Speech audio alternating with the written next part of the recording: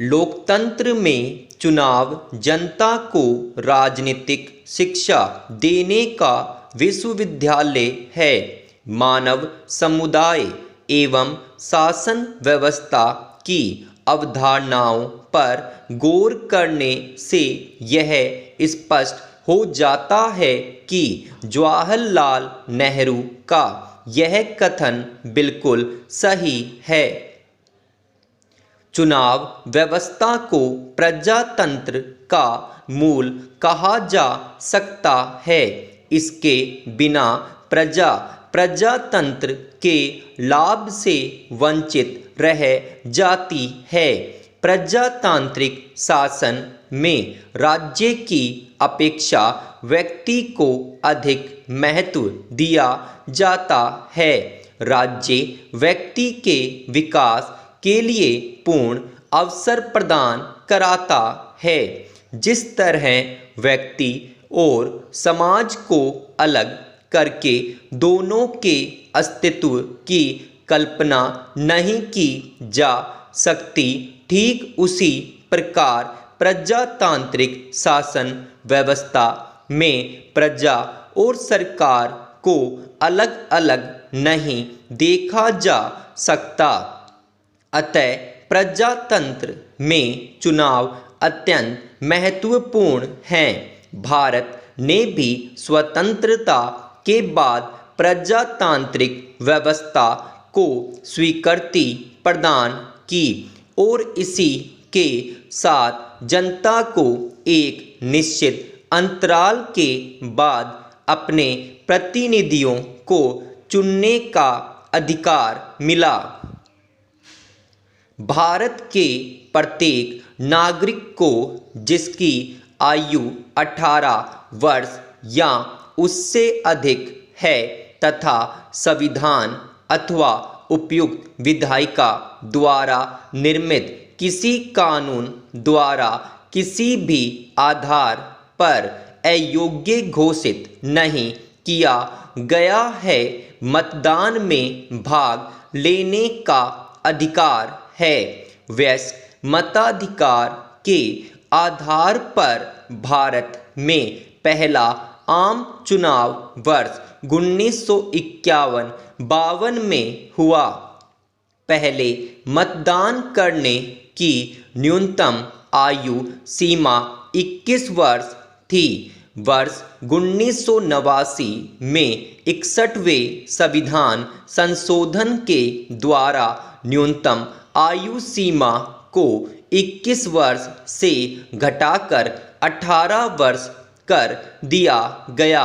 अब तक लोकसभा के लिए 17 चुनाव हो चुके हैं। 70वीं लोकसभा का चुनाव वर्ष 2019 में संपन्न हुआ।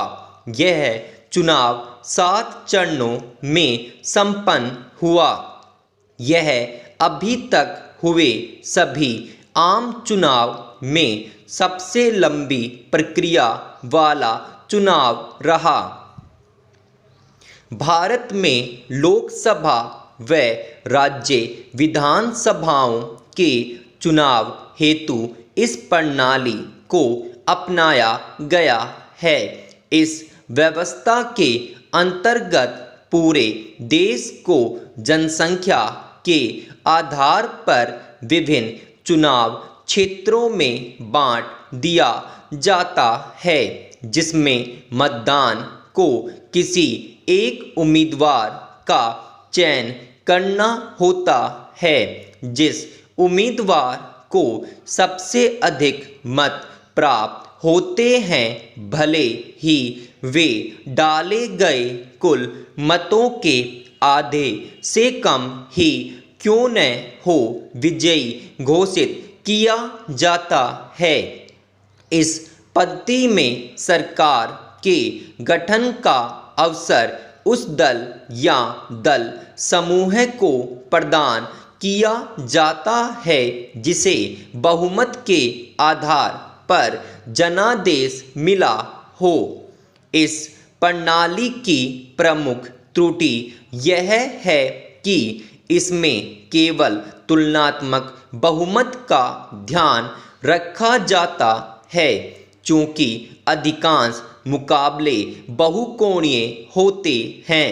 अतः कई बार किसी चुनाव क्षेत्र में पड़े मतों का 30 से 40% मत पाने वाला प्रत्याशी भी विजेता घोषित कर दिया जाता है तथा कोई दल जिसे अल्पसंख्या में मत प्राप्त हुए हैं वो भी अधिकांश सीटें जीत सकता है। एकल संक्रमणीय आनुपातिक मत प्रणाली को भारत में राष्ट्रपति, उपराष्ट्रपति, राज्यसभा व राज्य विधान परिषद के लिए चुनाव हेतु प्रयोग किया जाता है। यह निर्वाचन एक निर्वाचक मंडल द्वारा होता है। इस प्रणाली में सदस्यों के मत का मूल्य एक विधि द्वारा निर्धारित कर दिया जाता है। इस प्रणाली में हर मतदाता को एक ही बैलेट पत्र पर उतनी वरीयताएं निर्धारित करने की स्वैच्छिक छूट दी जाती है जितनी की प्रत्याशियों की संख्या हो। इस प्रक्रिया में उन प्रत्याशियों के दूसरे व उत्तरवर्ती वरीयता मतों को शेष प्रत्याशियों में वितरित कर दिया जाता है जिन्होंने न्यूनतम प्रथम वरीयता के मत पाए हों। यह प्रक्रिया तब तक जारी रहती है जब तक कि आवश्यक संख्या में प्रत्याशी न चुन लिए जाएं। ऑस्ट्रेलिया में इसे संघीय स्तर पर प्रतिनिधि सभा के चुनावों में प्रयोग किया जाता है।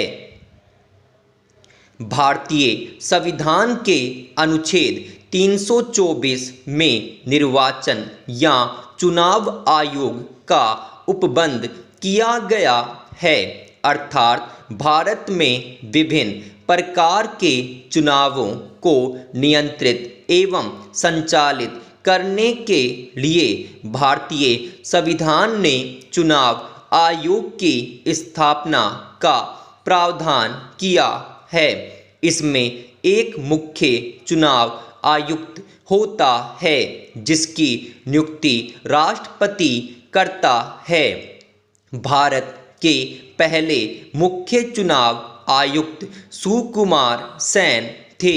चुनाव को नियंत्रित एवं संचालित करने के लिए यह आयोग चुनाव क्षेत्रों का परिसीमन, मतदाता सूचियां तैयार करना, विभिन्न राजनीतिक दलों को मान्यता प्रदान करना, राजनीतिक दलों को चुनाव चिन्ह प्रदान करना, चुनाव की व्यवस्था करना, राजनीतिक दलों के लिए आचार संहिता तैयार करना जैसे कार्य संपन्न करता है।